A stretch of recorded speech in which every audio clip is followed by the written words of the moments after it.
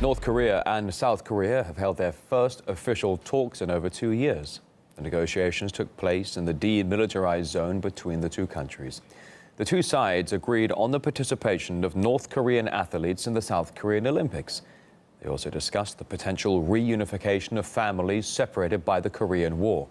And in a significant breakthrough, the two Koreas agreed on talks between high-level army officials in order to avoid dangerous military incidents. So that you have 2 points of view. One is they're buying time to perfect their military capability, their nuclear capability.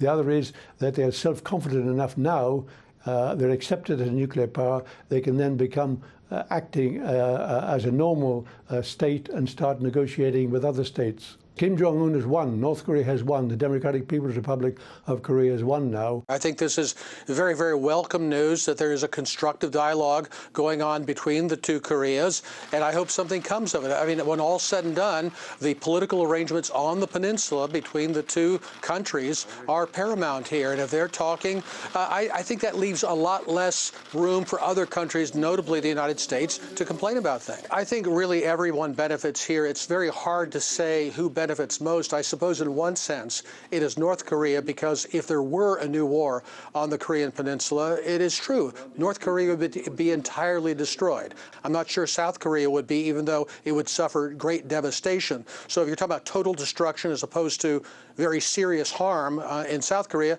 I suppose in that sense the North has gained more. But look, for South Korea, North Korea, China, Russia, Japan, the United States, if we can keep onto this track, it would be a big win for everybody. The latest talks follow months of escalation in rhetoric and saber-rattling between North Korea and the United States. However, the South Korean president says Donald Trump deserves credit for making the talks possible. Let's take a quick look back at the kind of diplomacy that, according to Trump himself, eventually led to this dialogue.